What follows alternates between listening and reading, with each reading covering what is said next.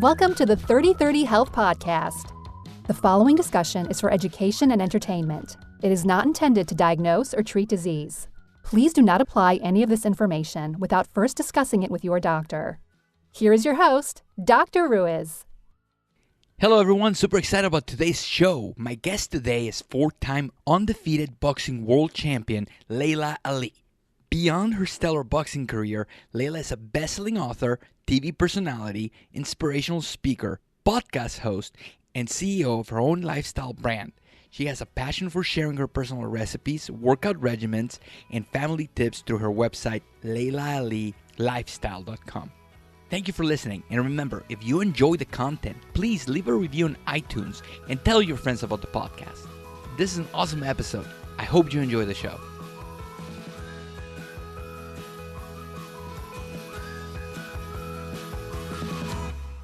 Hello everyone, super excited to be here with the champ, TV star, the baddest person in the room, and my friend, Laila Ali. Laila, how are you? I'm good. How are you doing?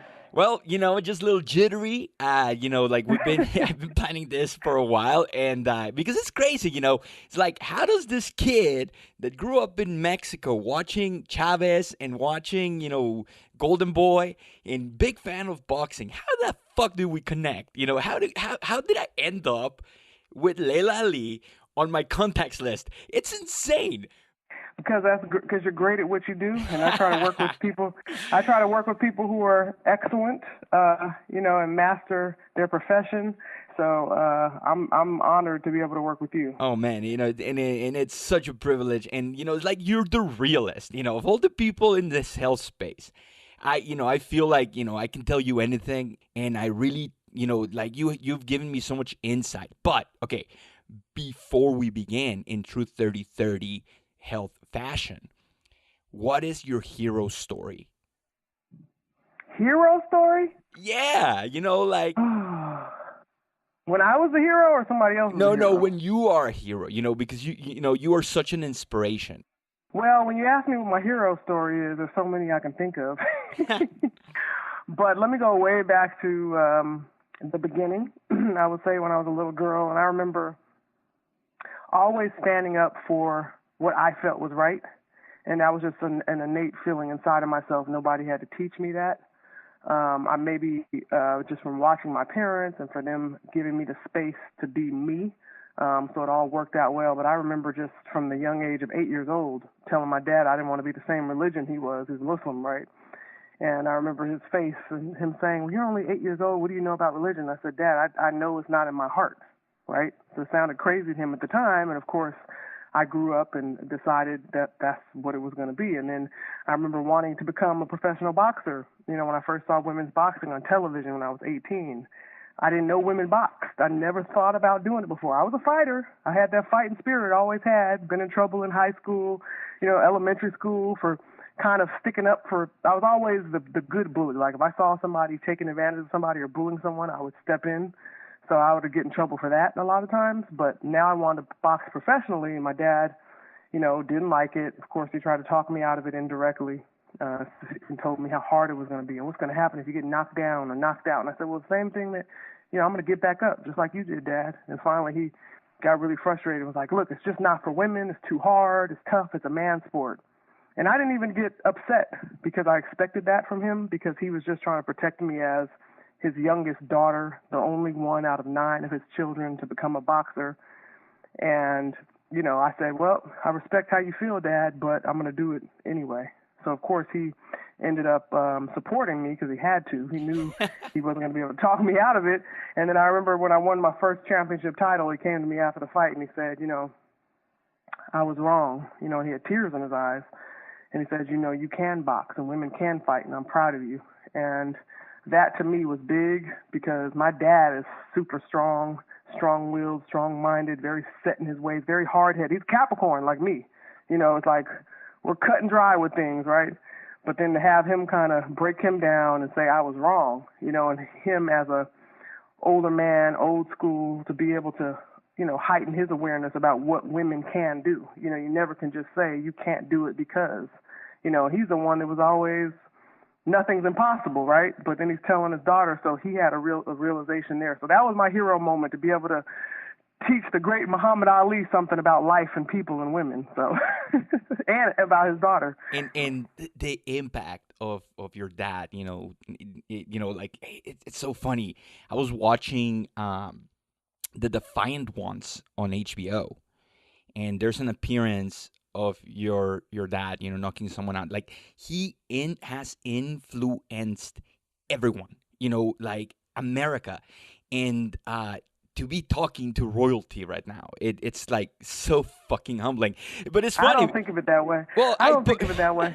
But I do know that it is a fact, but I just don't think of it that way. And it's funny because like we've had conversations, and like we're talking, shooting the shit on the phone, and then like you're walking through the grocery store trying to look for like organic apples.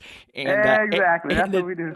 And then someone like stops you, and like I remember clearly, like it was this old man, and he said, "Are you the daughter of the greatest one?" And I was like, I got chills. And like, I can't even imagine, like you experiencing that, pretty often. But you in your own right have broken so many barriers and so many people. For example, recently, you just smacked Chris Jericho on a freestyle. That's the thing. Look, I like to win pretty much at whatever I do. So I'm a highly competitive person. But it's funny because I do it. It's kind of, when it's not boxing, it's a lot of times it's just out of fun, because that's what gets me going. It's exciting to me to have that friendly competition. So yeah, I was on Drop the Mic and beat Chris Jericho. So it was really fun. But my dad, I've always, all my life, I've dealt with people coming up to me, regarding my father, and I will for the rest of my life. And it really doesn't bother me because I understand how he made a difference in so many people's lives, and I really have a lot of pride being his daughter. But at the same time, I don't wake up every morning thinking, oh, I'm Muhammad Ali's daughter. How's that going to help me today? It's not necessarily, something that's made my life any easier or any harder. It's just that these are the cards that I was dealt, and I'm doing the best that I can with them. Like I said, my dad has 9 kids, and we're all very different. So we all have different paths. We all had a different relationship with our father. We all have lived our lives differently, in relation to who our father is. So I think it really comes down to who you are and what you have inside of you. Because, I'm the only one to become a boxer. I'm the only one doing things at the level that I'm doing it publicly. I have sisters who don't live their life publicly, and they're doing great as well. And I have, a brother. I have one brother who's adopted, one other brother who, had a hard life, and is still having a hard life. So it's all about the choices you make, right, and your mindset. So I would definitely say that I've got the winning mindset, and I'm glad I got that from my dad. Can you teach this? I think you can. Because this entrepreneurial stuff, sometimes it comes innate, but there are people that have a message and they have a calling and they have something to tell people. And there's people out there that say you can't teach it. I believe that you can. I think that it comes easier to some than others. I think that if somebody was really going to learn, they would have to spend time with someone and really do the studying that it takes and the practice that it takes. See, I truly do believe you can teach it. It's just that most people aren't going to do what it takes to really learn and really make it become a part of them. You see what I'm saying? And you know how that is. Totally, because like for example, you always hear like, oh, this new artist, came out of nowhere, or this new blogger, or this new, whatever, or this new fighter came out of nowhere, and now they don't see the backstory. Yeah. They don't see, sure, your dad was Muhammad Ali, but that didn't give you the stamina to go, toe to toe with, the best fighters in the world. That didn't give you the discipline to run and to eat properly and to exercise. That didn't give you all of that. It takes so much to be a champion, right? Just like you said, so much goes on behind the scenes. It takes, first of all, that desire inside of you to want to be the best, because that's what's gonna get you up. That's what's gonna keep you going. That's what's gonna give you energy. That's the first thing. And I do realize that not everybody has that. They think they do, but they don't really have it. I'm talking about it's something that will keep you up at night. If you feel like you didn't do your absolute best, or if you lose, it's something, it's like, oh, how could I got to do better next time. It's not just, oh, I'm just down and everyone's better than me. It's just, damn, I didn't do my best. That's what the problem was. It wasn't because they were better. It's that attitude, that grit that really keeps you going. And, of course, then being smart and strategic and having the right trainers and, being disciplined and getting your rest and always studying yourself, looking for your flaws, looking for your mistakes, fine-tuning, everything. The nutrition comes in mind, the right supplements come in mind, all of that, spiritually grounded, and then in those moments when you're getting ready to go compete, being able to be in a calm state of mind, that's something, too, that is really important.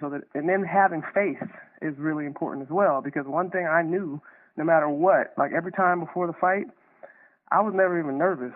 Like I was so calm because my confidence came from my preparation. I was like, I did everything I need to do. This is the moment, and everything's going to happen as it's supposed to. When you really have that faith and knowing that it's out of your hands at that point, it's like everything's going to unfold the way that it's supposed to. That gives you a tremendous amount of grounding and confidence.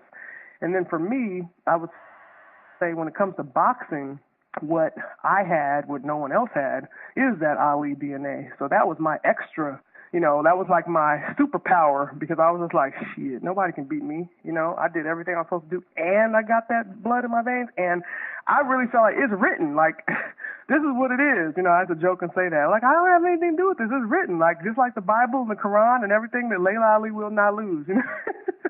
But, not everybody obviously is able to say that part, but there's so many other people who are champions and who are amazing who didn't have, the greatest of all time as their father. So I would just say, and then you have other athletes, children who've come behind them, or, people, and they haven't been able to do well. So it's a mixture of everything together. But I do think that most of it can be taught if you're willing to do what it really takes.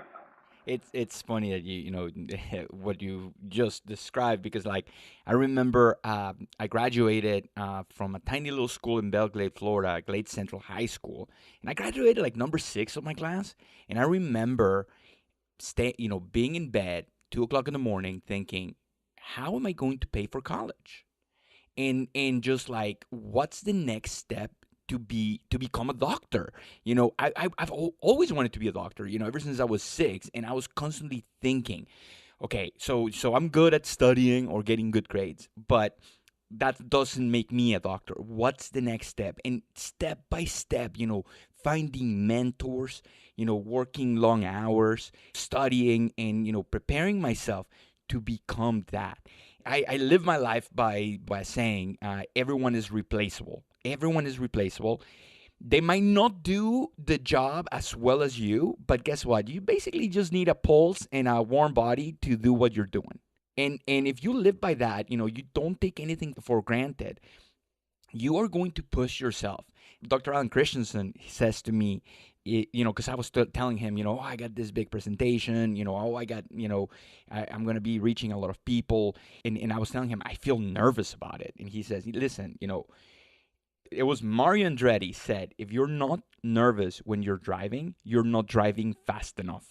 And that's the point, it's like, push your limits. But at the same time, you have to have the support.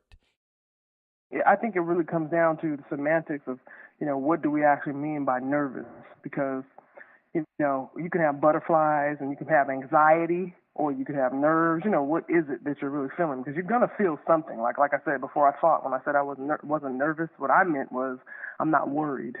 Like that's different. But you definitely want to have that feeling of like, okay, I'm about to go do something. And, it's like, this nervous anxiety of just like, I want to go do it, so it just really matters. And then like for me, it's like if you're worried, then you just can keep working on that presentation and make sure you have that right. You know what I mean? Yeah.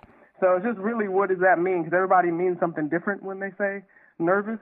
It's like it's a confident type of feeling, but at the same time, you got those butterflies in your stomach. What were you saying though about having the support? Well, just having the support is so important, in trusting your mentors. And because like, I don't understand how you do it. You have kids, you have a fantastic social media presence, you have charities, you have, a TV show. Like, how the hell do you balance your life? Wow, that's a good question. It's not easy. I mean, it's a challenge for me because it seems like I'm always adding more too. Like I'm so used to having so much to do now that when I don't have much to do, when I think I don't have much to do, I still have a whole lot more than the average person, and then I fill up the space. So what I'm working on is giving myself a little time in between, as because I can burn myself out. I just go, go, go, go, go, go, go. But I think it just comes down to priorities. What things are most important to me is where I'm going to give my time, because I'm somebody that feels like, I'm never too busy to stop and answer my phone or to talk to somebody that I want to talk to. But there's times when there's other people that you don't really want to talk to, you don't really want to give your time to. Then it's like, oh, I'm busy. It's like I can't talk right now. You know what I mean? So it's like there's definitely some of that, and I always think of that as well when it comes to other people, because we all have, we have our inner circle of people that you always make time for, right? But you do have to set boundaries because people will drain you, and it's like you have to, I say no so many times to so many things, that not because I'm not interested or, I don't want to do it. It's just, I don't have the time to do it, and every time you say yes to something, that's the thing, you're saying no to something else. And when I started looking at things that way, I started having a different perspective of just, because I used to think of it more, you have to say no more often. Something you say to women a lot because we're always trying to look out for others and putting too much on ourselves because we feel bad about saying no. But when I looked at it from the standpoint of every time you actually say yes, you're saying no to something else. So if I say yes to a bunch of appearances and yes to a bunch of work stuff, then I'm going to have to say no to my children when they say, are we going to go to the movies, Mom? Can you come play, Fortnite with us, Mom? Can you come, can we go to dinner, Mom? If I'm busy, if I'm all booked up, then I'm going to have to say no to my children. And they're the most important thing to me. So that's what I think about, and it's really started to help me, kind of stay in balance more. Now, what are some things that you do personally, as in things that you enjoy on your own that bring you balance? I love decorating, like interior design. That's one thing that I love. I could do that all day. I'm that person that's like, oh, you need help? You're redoing a room in your house? I'm actually decorating Curtis's office right now as we speak. I got some furniture I'm waiting to get delivered today because I'm about to start shooting the show that I host, Homemade Simple. We're starting a new season on Monday. And I was like, I want to get this done for him. And I almost hired a designer. And then I was like, I can do this, So now I'm pulling it together, and I'm so proud that I did it because now I can walk in there and feel good about it. If I really just had more time, I would have a beautiful organic garden of fruits and vegetables, and I would tend to them, and I would take care of them. I would have a lot more house plants if I felt like I could actually keep them alive, things like that. Those are the types of things that I like. I like lifestyle, just taking care of my house for the pride of home ownership. Of course, I love shopping like most women do. I could do that anytime, although I don't do it as much anymore because I'm just, I got kids now. It's like, I'll just put on jeans and flip-flops. But those are the types of things I enjoy. I thought you were going to say, oh, I love going down to my gym and punching a bag. Do you miss fighting? I do. I miss the actual being in the ring sometimes, but not everything that goes along with it, because the training was very hard. But I definitely miss my body being at its best, my old body, my old stamina, but, actually competing in the ring, yeah, but not like if I was like thinking now, oh, somebody's going to pay me $10 million and I'm going to go have a comeback fight. The thought of what I'd have to do to get ready for that and what I'd have to put my body through would be like, I don't think it's worth it. We're having dinner once, and you talked about you going to your kids' football practice, and then you're kind of getting chippy. Can you tell us that story? Oh yeah, well, soccer. I'm that parent that unfortunately will get loud and get into it sometimes with the other parents. So, like I remember this a very rude father who came onto the field and was like yelling at my team's coach, and then he's like starting a fight with him, and he was getting ready to fight, and the kids are right there. So of course I walk out on the field like, you're not about to do anything. He's like, whoa, where'd she come from? I was like, you're gonna take this somewhere else. I wasn't telling them they couldn't fight. I was just telling them, you're not gonna do it right here. If you have a problem, it's not happening right here in front of these kids, So it was just kind of like, it was like, okay.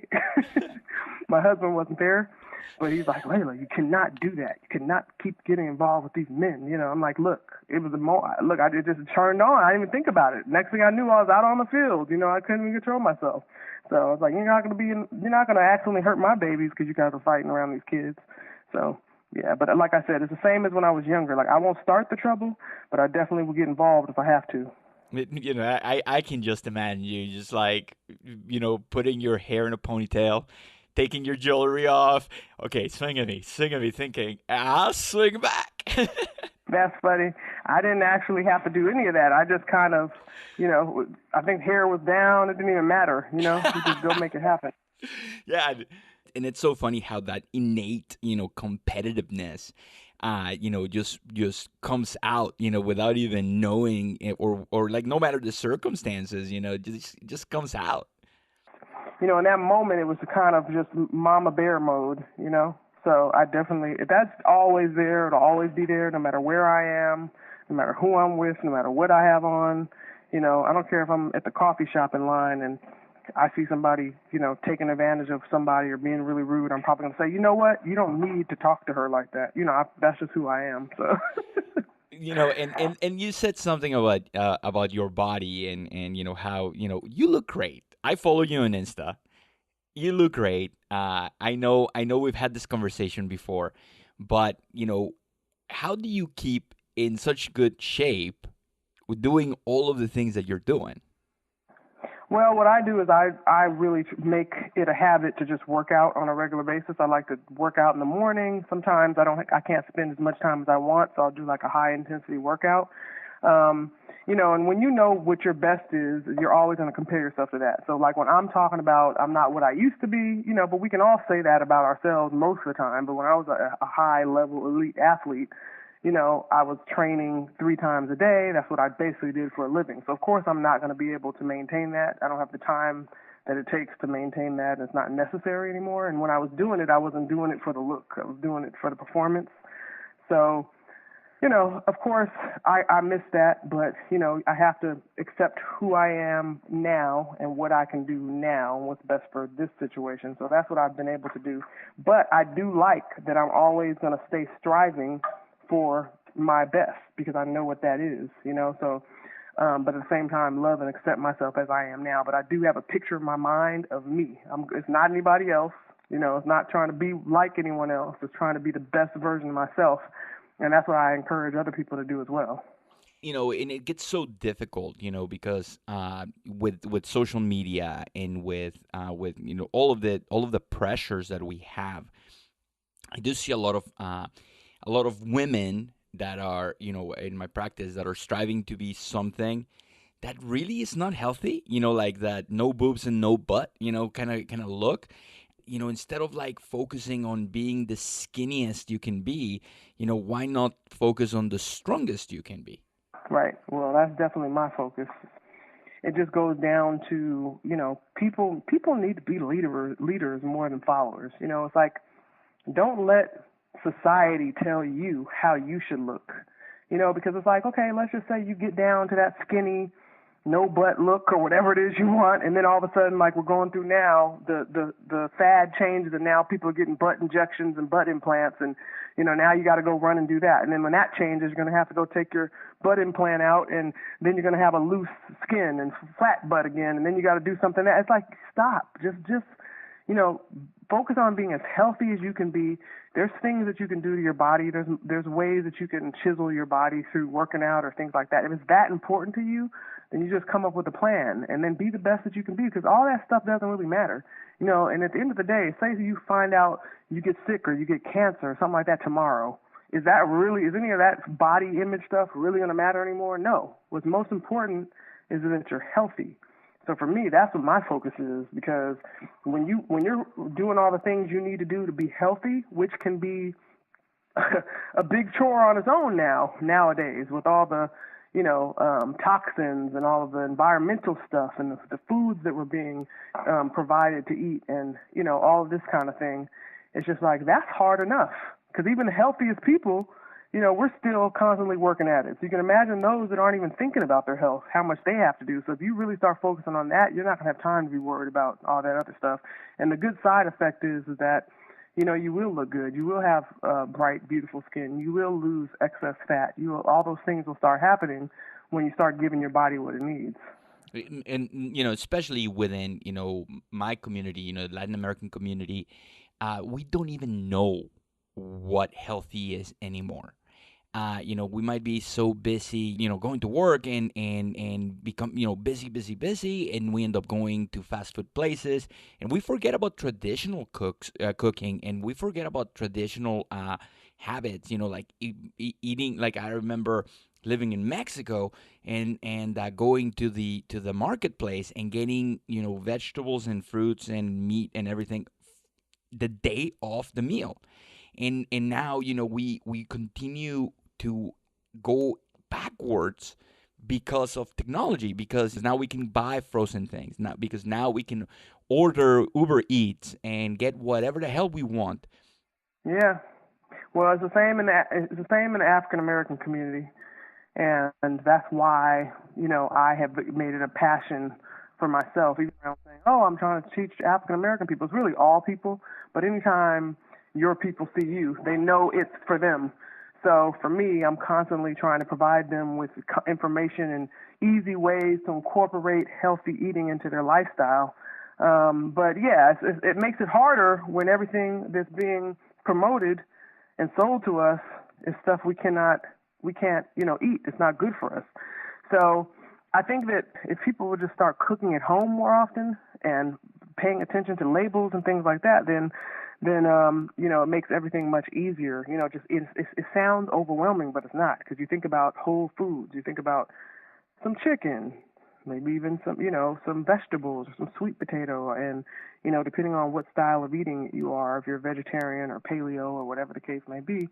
But, you're not putting a bunch of additives in the food. And you and I have talked about this before. Everything is so sensational now, even on Instagram, and people post these amazing recipes that have like 15 ingredients, and they can even be healthy ingredients. But when you really sit down and go make that, it takes a long time. It takes a lot of prep. It takes a long grocery list. It's just like, it's not something practical. It's one thing when you're just doing it on for a party or a gathering, but on a daily basis, it's like, I'm gonna make a piece of protein, I'm gonna steam some veggies, and maybe bake a sweet potato and keep it moving. It's not gonna be all fancy like that. But people now, we're so visual and just kind of living in this fake world of what we see on social media, and that's not really what being healthy has to be. We might think that healthy eating is just to lose weight, but it's not. It's cancer preventive. It helps you with your foggy brain. It helps you with your cortisol levels. It helps you with your hormone levels. It is, healthy eating. It's not just to have abs. And when you put it in that way, and you mentioned a couple of minutes ago how health is wealth, and not having it is going to prevent you from enjoying your best life. And if you saw the way that I eat on a daily basis, it's going to be very simple. Like you said, just some chicken and some veggies. And 90% of my meals are going to be like that. And then once in a while, I'll just throw down in the kitchen and maybe do something fancy or whatever. But it's not just like this Pinterest recipes. And then you can fall into the trap of like, I'm going to make paleo pizza and paleo brownies, and guess what's going to happen? That is a treat. That is not something you should be doing every day. And if you eat processed paleo food, you're going to get fat. Well, it's easy to fall in that trap, especially when you just turn paleo. I know, because I started like having to catch myself, because you're like, I can eat this, and it's like you're looking for new things that you can grab, and you have to remember it's really best to prepare your own food no matter what style eating you are. Now, you want to have some things on hand, because there are some brands that I've seen that are really clean, but guess what? It's going to cost. It's going to cost too. So that's something you got to think in mind, because all of this stuff is really expensive when you start buying it and having someone else prepare stuff that you could prepare at home. But just for example, like getting ready to shoot again, and I told the production, I was like, look, I need you guys to get me some snacks that are for me, and so I gave them the name of some paleo stuff, and but it's like, give me some fruits, give me some veggies, bring me a blender, I'm gonna make my shakes, and then we're gonna have a clean lunch, but yeah, you definitely have to be careful, because the way of the world is to sell us stuff. So it's like, oh, people want to be healthy, well, we're gonna start putting things on the label to make them think this product is healthy. And then there's going to be a lot of people who are paleo and maybe do have good intentions and say, I want to come out with my own product for paleo people, so everyone's trying to sell something. So at the end of the day, you just have to be careful. And I'm not afraid to buy products, because there are, items, because there are some really good ones out there, as you know, and they make it convenient when you need them. But you want to make sure that you're preparing most of your food at home. But some people just really have a hard time incorporating cooking their own food into their lifestyle, and that's when you really need to keep it simple. You can make a whole meal in the oven. You can get some sheet pans, some parchment paper or foil, lay down some, whether it's beef, chicken, or fish, and you can bake it all at the same time. Then you can bake some sweet potatoes. You can roast some veggies all in the oven, no clean up, throw away your parchment paper or foil, and put it in some containers, and you're cool for the week, and then you can chop up some fruits and veggies, and it's just, you have to say, I'm going to set 2 hours aside to do this, and then guess what? It's done for the whole week. You don't have to clean up again. You don't have to do any of that. You go get yourself some seasonings that are really good and put different flavors on the food. There's lots of ways to do it, but again, just as we were talking about being a champion, you have to say, I'm going to dedicate my time to do this. And where are you going to find 2 hours? Well, maybe take it from the time you spend on Instagram or Facebook or watching TV. You know what I mean? Set it aside on a Sunday or a Saturday. It can be done. You just have to want to do it. And, on the same line, we do have some amazing brands out there. Like we're talking about how much you travel and how you always keep something in your purse. And like, for example, Epic bars, they're super clean, grass-fed, pretty good macronutrient composition. And then they sold to General Mills a couple of years ago. And people were like revolting, and they were like, oh, they sold out, whatever. But people don't know, and if you look at the story, when they sold to General Mills, they made sure that in the contract they were to stay as sustainable, as clean, and as healthy as they are at that present time. And because they did that, now General Mills owns a ton of grass-fed beef. It actually works out, right? It's good.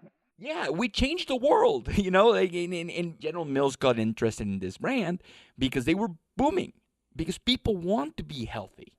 Yeah, and now it's more, and now you see it. I remember I was at the gas station the other day and I was able to buy Epic bar, and I was like, wow, but that's why. I didn't know that, so it makes it it gets more reach. So sometimes it's good to have those partnerships, and we need to be open-minded and make sure we do our research to really understand what's going on, because you don't want to be one of those people that stop buying the brand and stop supporting the brand because you didn't know any better, that it's actually still a good situation, but there's other things, like when I travel, I'll try to, like you mentioned, the Epic bar or some nuts or some nut butter, some certain, sometimes I'll have to go buy some paleo crackers, which are really just seeds, and things like that for when I'm traveling. But Siete is a new brand that just came out that I really like. And they're killing it. I'm just like, man, every time I go, they're like off the shelves, because sometimes I want to just have some salsa and crackers, and those, I'm not going to make my own crackers, I don't have time for that. So there are some brands out there. My kids like them, which is good. So, that's the thing, is trying to incorporate into my family life as well, because it's not all, they don't always want to eat what I'm eating, And talking about family life, I'm very interested in talking about kids. And how do you convince, or how do you entice your kids to eat healthier? I know, one of the worst things that, but that happens is when, like, mom, is hitting, like 30, 35, and they're like, I want to lose some weight, I want to be healthy. And they join a CrossFit gym, and they're eating healthy, but the rest of the family isn't. And it's hard because those kids have been eating not the best food, maybe mac and cheese and chicken nuggets, for a couple of years. And now they're like used to that. And then to say, okay, from now on, we're eating salads. Well, that's not easy. Yeah, it's not easy. Well, what I do is that, first of all, I'm not a fanatic with my kids. I try to buy the best brands that I could buy, but I'll never say, my kids have had chicken nuggets and mac and cheese, and they're not something they're going to eat on a regular basis. But, I don't want them to be, because they're going to go around their friends and they go to school, and that's where the pressure happens, and they want it more when they've never had it before. Once they've had it, it's just like, and I'll be like, I'll let them know this is junk food, and you're not going to be able to eat it often. You know what I mean? It's not good for you to eat, and it's mommy's job to make sure that you're eating the right amounts of food, that I'm watching your sugar intake and all those things, because I know it's overwhelming for them. And I said, don't worry, I'm going to watch it, but you need to understand when I say no, there's a reason. So for me, I'll try to make foods. That's why I did my cookbook, Food for Life. And I have a lot of recipes for kids in there. I have a healthier chicken nugget recipe. I have, we do these oven fried chicken wings. I'll do baked French fries. So they don't feel like, and there's a lot of flavor. My seasonings are the bomb. So I'm actually coming out with a line of seasonings because I saw that. That's my specialty is seasoning. But that's what we had for dinner last night. I got some organic free-range chicken, party wings, and then I coated them with a bunch of seasonings, and then I put a little bit of oil on them, tossed it, a little lemon juice, put them in the oven on 400 for 45 minutes. They got real crispy. Then I also baked some fries and put some of my seasoning salt blend on it, and gave them a side salad. What it is just really is, my salads for them are real basic. They like romaine, they like it crunchy, they like cucumbers. And then I do make fresh salad dressings, but I also found a brand that they like that's pretty clean. And, that's pretty much it. They like broccoli, they like green beans. It's hard for me to get them to eat a different variety of vegetables, but I make sure they have veggies. And then also, when I make tacos, I'll use ground turkey. I'll put 5 zucchini in my food processor. I've taken the green skin off. Then it kind of takes on the flavor of whatever you eat. That's another way I sneak veggies in. If I make pasta, I'll roast a bunch of veggies that have kind of neutral flavor. I mean, not too strong. And then I'll blend them in the blender and put them into the red sauce. So that way they're getting vitamins. I also put some flaxseed in there, or I use chia seeds whenever I can. There's different things that you can do. And then what I started, I did this green drink challenge where I'll make them juiced, veggies, but I'll put some apple in there just to sweeten it up. And then I'll kind of start weaning them off of the sweet vegetables, but I'll give them just a little bit. And then, they have something they want. I'm like, well, you gotta drink your green juice all week, and then once they kind of get used to it, it's not a big deal. I don't have to give them anything anymore. It's just part of, our daily routine. So, there's things that you can do, and I think that it's really about, thinking about what you can add opposed to what you have to take away. So if your kids are eating mac and cheese and chicken nuggets, it's like, okay, can you get a better brand? It might cost a little more, but it's worth it. Or can you make them fresh?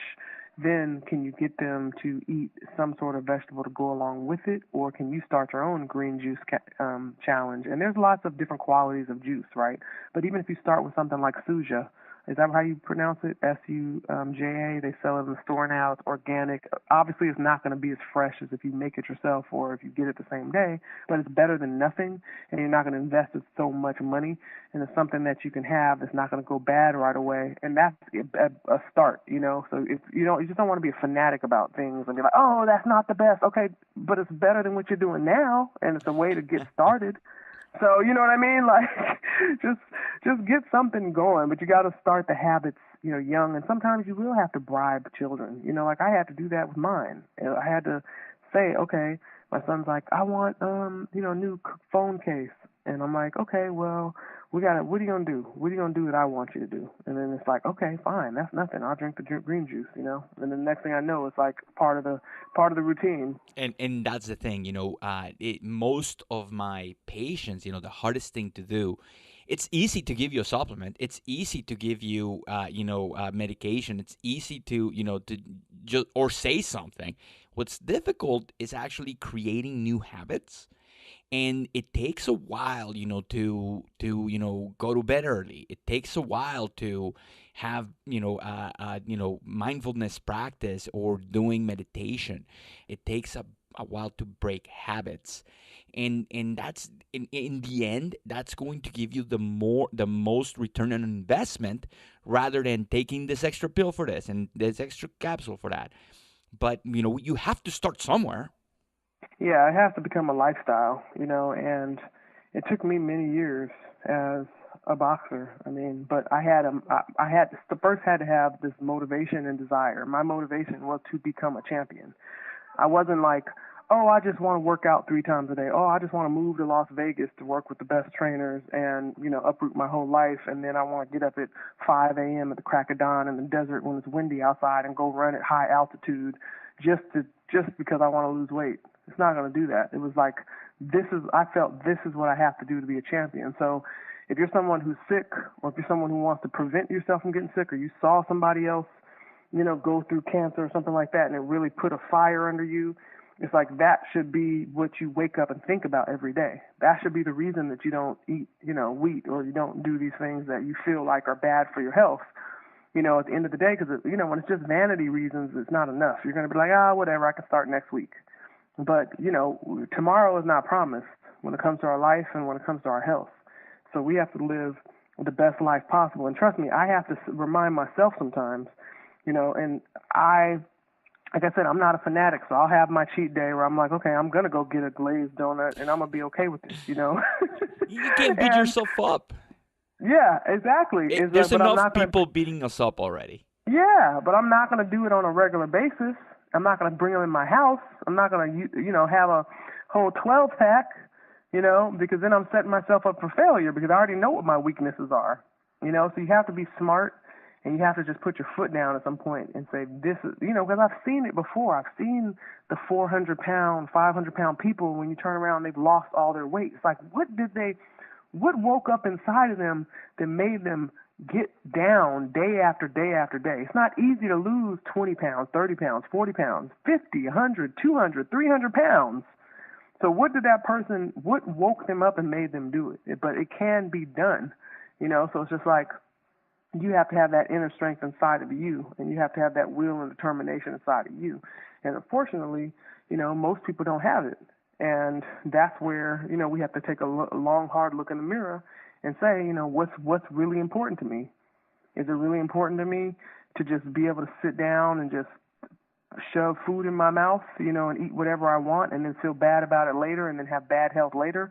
Or should I really do some research to figure out what's the best way for me to eat, and then, have things that I like from time to time and make my life so full in other areas that food doesn't have to play such a big part of it. And it doesn't need to be the thing that's going to make me happy, But unfortunately, when people are empty, they're using food, to try to fill themselves up. In all aspects of their life. And then what's funny is that, sometimes like the cheat might be like a bag of Doritos or it might be like just like this crappy stuff, it's like, might as well just go to like the best pizza restaurant in your area and go out, not just go to a gas station and pick a frozen pizza, Yeah, exactly. I think that's just a habit thing, it's like, people don't think, and they're just not exposed to enough wonderful food to where they don't even realize what they're missing. But like you said, it's like,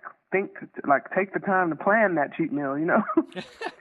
Go get something good. Like, don't go get that processed crap that's like the worst of the worst, that's made in a factory somewhere, and somebody sat around in the office and actually strategized on what chemicals they can put in it to get you addicted to it.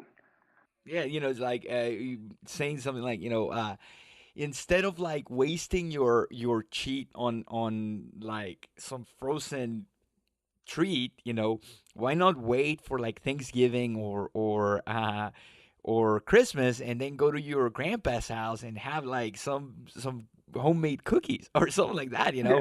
Why I'm not gonna wait that long though.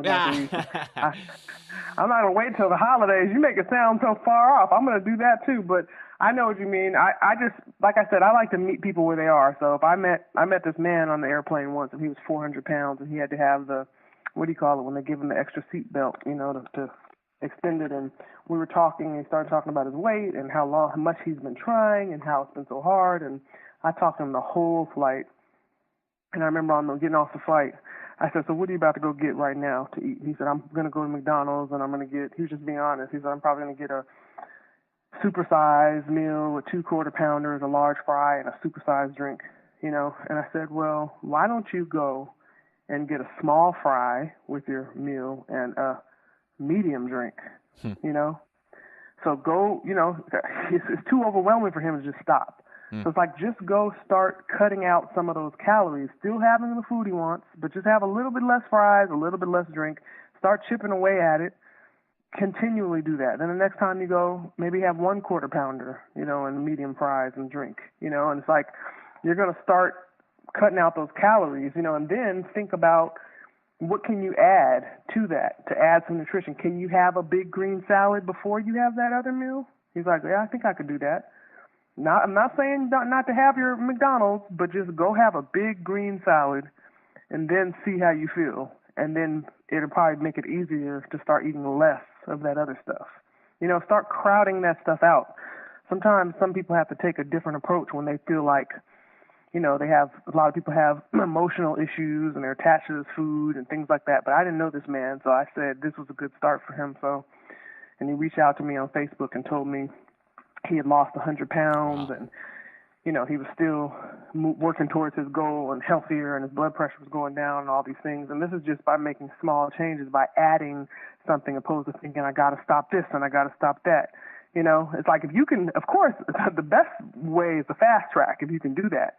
But unfortunately, a lot of people can't, so there's more than one way to get it done. So. And it's funny you say that, because I'm a rip the Band-Aid kind of a practitioner, that's what worked for me. That's my bias, and like we've talked, and I say, I don't have a sweet tooth. It's very frustrating for my patients, because it's like, I really don't understand, the love for sweets. Now I can put back a bowl of nachos or a pizza or 20 wings. I like more savory stuff. Do you have a sweet tooth? I love it. Yes, I love it. I have a sweet tooth. I can eat healthy all day long, like all the healthiest things you can. But then I want something sweet, and I already know that sugar is addictive, and that's why. But I really do love sweets. So and what happens is, once you have them, you want more because it is addictive. So when I'm doing everything I need to do, of course I don't allow myself to have it, but I will, even if it's just like a bowl of strawberries, or something, or some homemade cream, whipped cream, or even just the strawberries. I definitely want something sweet, because I naturally do have a sweet tooth. Yeah, but what about like candy bars and stuff like that? Do you miss no, that? No, I don't eat that. Well, no. Did you ever at any point? That's not really my thing. So I would say not candy bars, but like if I would, like, I already mentioned the glazed donuts. Like, that's a weakness. Like, I love it. Baked goods, cakes, things like that. Sweet potato pie, ice cream. Like, my family and I, like on Fridays, like we'll usually eat out and then we have a treat. Like, so to me, it's like our cheat day. It's like, I'm going to go get some frozen yogurt and I'm going to top it with like nuts and caramel and, oh yeah, I get it in. So they have like a butter pecan flavor, something like that. I was in Bozeman, Montana, and I had one of the best salted caramel ice creams. Mm-hmm. It had pecans and and I don't have a sweet tooth, and it was just legit. But it's like me. I'm like a take it or leave it kind of guy. How did you break the habit, or how did you curve yourself from like wanting it? Because like we have people that dream about sweets. How do you break it? Yeah, I know. What I do is, I have it. I let myself have it. Like once a week, like I said, I'll go get what I want. And then if I know I've eaten right and I've worked out, I don't feel bad about it at all. Like you said, you get the best quality stuff that you can. But as far as just my sweet tooth on a day-to-day basis, I make sure that I have things in the house that I can eat. So like strawberries, fruits, things like that. I also help it by having my shakes, because like I'll do my protein shake and then I'll put, if I want to sweeten it up a little bit, I'll put some coconut milk in it and maybe a little bit of xylitol, which is from birch trees, sweetener, things like that. And it doesn't have to be really sweet. Like I don't like a whole lot of sweetness because, I've got my taste buds down to where now I don't need that much. I just need a little something. So that also, I just have ways, like I said, I can make healthy treats. Like I can take some walnuts and some coconut oil, a little bit of lemon juice and some vanilla and some dates, put them in the food processor and make a dough kind of, and then ball it up into little balls and put it in the refrigerator. So now you have these sweet energy bites, but they're made with dates and nuts and coconut oil. I have a recipe like that in my cookbook as well. So it's just really about finding some ways. If you like chocolate, go get yourself some high-quality chocolate. You know, you can have a little bit, so you can make, like, say, if you put together some strawberries, a little piece of chocolate, some nuts. You know, you start looking forward to those things when you get off of the refined sugar and all the crap, and then you're like, okay, you're going days and days without it. You want something really bad. Then when you get to a little plate with some strawberries and some nuts and a little bit of a dark chocolate, you're going to be happy with that. It's going to look beautiful. It's going to be amazing, you know. So it's like you definitely want to go through that time it takes to wean yourself off, right? Where you are dreaming and you're thinking about it. And then when you finally get something, it's going to be so good, you'll love it. You know, it's funny because I used to be addicted to diet soda. And, you know, I would be like, okay, I'm going to change my diet and I'm going to change my life and I'm going to go to sleep early. But you can't touch my soda, you know? And I would keep making excuses and it was like, oh, blah, blah, blah. Okay. And then I finally, like, quit soda for a couple of months. And then I went back and I was like, I'm just going to have a soda. And, like, my palate changed. You know, like it didn't take it was like super uber sweet then. Mm-hmm. Right. And, yeah, and yeah, to your point, you know, if you probably went and got, you know, like, I don't know, something that was commercially available that is super sweet to continue chasing that high, you know, and it's like an arms race to see who can make the sweetest thing ever. You go back and you're like, you know, this is not good. I'd rather have my energy bites.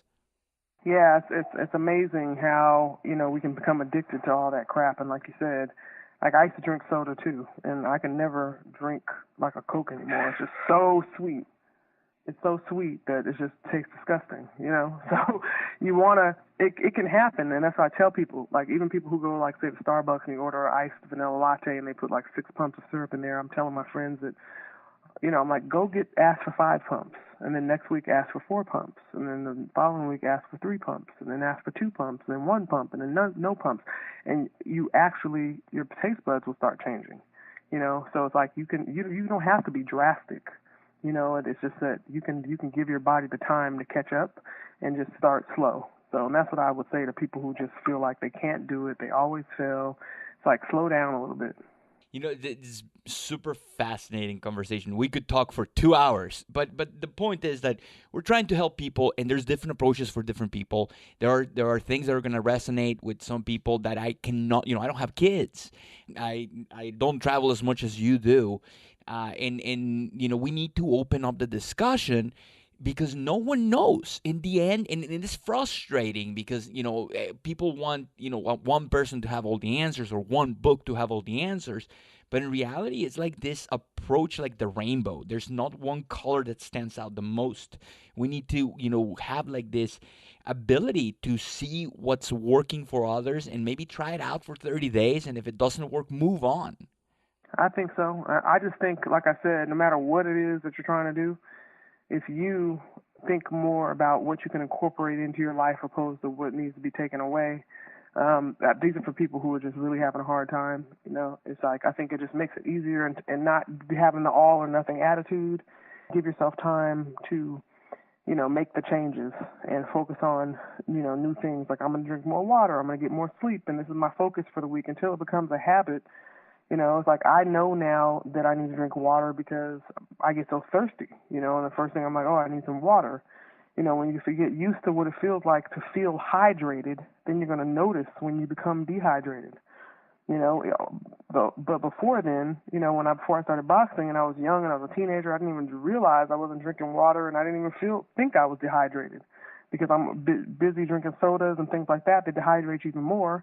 Then you just go get another soda. You know, but now it's like, I need water, you know, and my body doesn't even want anything else than water. I think is the theme of the show. When you know what it feels to be healthy, you're chasing it and you're pursuing it and you want to continue that health. Yep, but for those who don't know, you know, you got to start somewhere. You don't know what you don't know. Yep, you don't know what you don't know, and you gotta go in there with a goal in mind and be determined and just keep trying and just don't put too much on your plate all at one time. That's all. Never give up. That's all I want. Because I know people who've actually given up. You know, when I say that, I'm talking about they're just like, well, you know, this is just what happens when you get older. You know, you just get heavy, you lose your energy, you get sick, you start getting on medications, you know, your attitude about life changes, and that's not the way that has to be. They've literally given up on themselves. Like, these are people that might only not even be 50 yet, you know, that are still in their 40s, and it's just like, you know, they're looking at other women like, oh, man, I wish I could wear that. And it's like, why can't you? You know, but they don't really believe that they can do what it takes to get back healthy again and be at their best.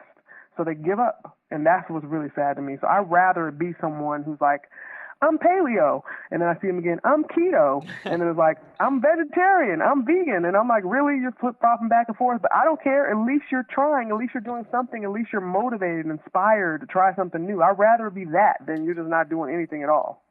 You are 100% correct about that, because there is so much information, there's so much science, and the science is changing.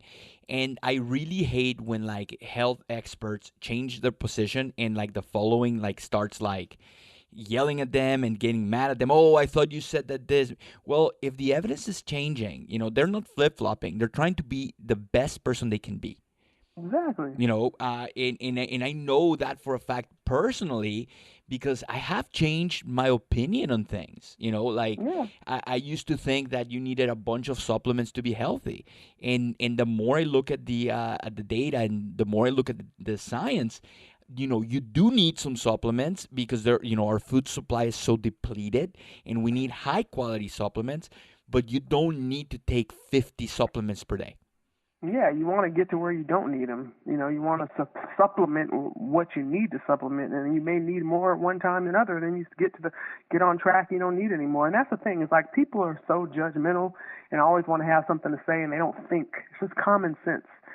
We are going to continue to get new information, right? So you're going to have to change your opinion. I'd rather be with someone who is going to be honest instead of be worried about what everyone's going to say. And, you know, because what I'm doing right now is not going to work for me 20 years from now. Mm-hmm.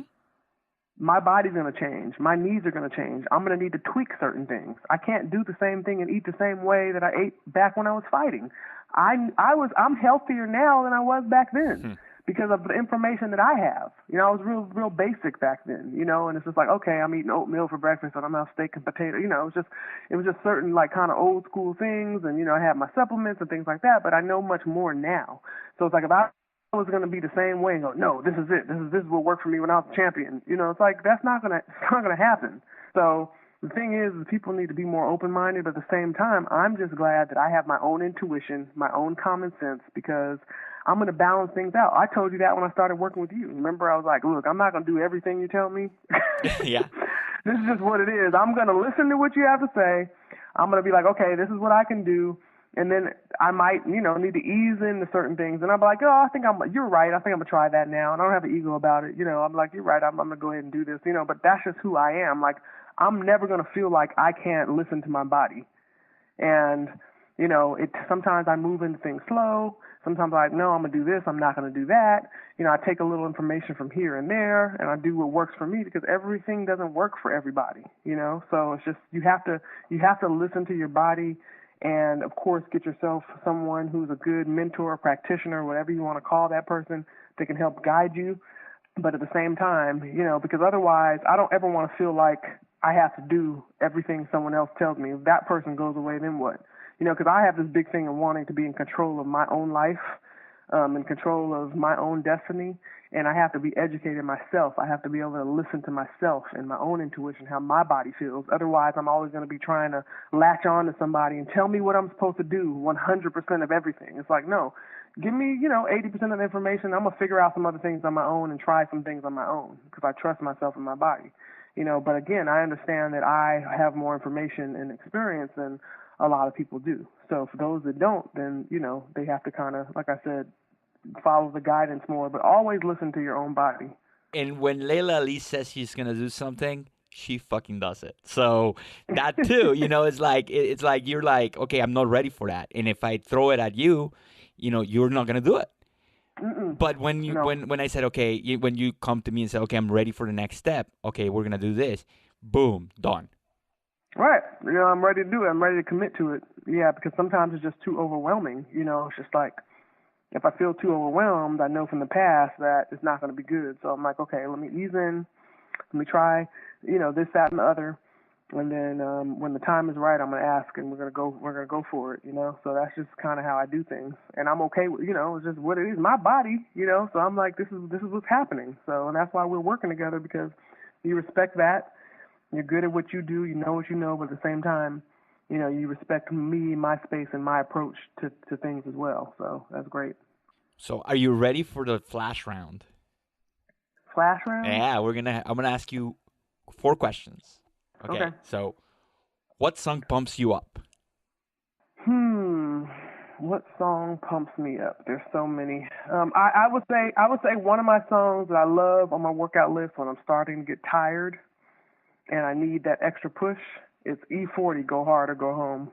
Ooh. Okay. Who inspires you in this health space? Man, there's just so many. There's so many different places. There's no one real person, to be honest with you. Well, who inspires you, period? My children, mostly. They inspire me as a mother, as a woman, because, children remind you of they're so innocent, and like the world is theirs, and, they haven't had their hearts broken yet, or haven't found out, about the limits that will end up eventually be put on them if they let them from the world around them. I've just really I've been able to keep them really pure, as far as just not having to teach them about racism and all those things yet. So they really inspire me, just like I said, in so many different ways. And the possibilities, that's inspiring too. Okay, what did you have for breakfast today? What did I have for breakfast today? I had a shake. Oh. I had a shake. Yeah, I had a shake. I had some protein in there. I had some coconut. I had some leftover coconut milk, so I put that in there for my fat, like actually coconut cream that I put in there for my fat. I put a little flaxseed in there. I put some green powder in there. I put some frozen spinach in there, some blueberries, blended it all up. It was good. Your favorite snack for travel? Okay, apple, some nut butter in a package, and an Epic bar. They let you take apples through TSA? They will let you take it through, but I usually have it before I even go through. That's like in the morning. But like a lot of times, one thing that hotels have a lot of times is an apple. I can get an apple, or I can pick up an organic apple, like if I'm going to New York at the market or something. So they're just good to have. But that's just something that a lot of times I don't even take it through, only because then it has to go through the computer, and sometimes they touch it and all that kind of stuff. But yeah, they'll let you take food. I've had packaged food, the home cooked food, and Tupperware and everything I've taken. Yep. Where can people find you? On social media, on TV? Where can people continue this story? So I'm the real Laila Ali on Instagram. I have a Facebook page.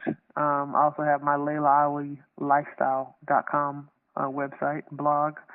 Just getting ready to come out with a nutrition product next year I'm really excited about, so people can get more information there, signing up to my list. And I'm also the host of a show called Homemade Simple, which comes on the OWN network, Oprah Winfrey Network, every Saturday. You are just inspiring. I love talking to you. You're the realest. It's just so much fun to hang out with you. Thank you for being my friend, and I'm making all the people in the health space jelly because I'm talking to Laila. Thank you for being my doctor and helping me through this Hashimoto's period that I'm going through. And, we're sitting here talking about all this weight, and I've been struggling with this last 10, 15 pounds to get off because of the hormonal issues, and you're really helping me get that balance. So I appreciate that. Oh, you're welcome. And you're darling, and I can't wait to hang out again. Continue trucking on and helping so many people as you do. And, let's change the world. We will. I appreciate it. Awesome. Thank you. Thank you. Talk to you soon.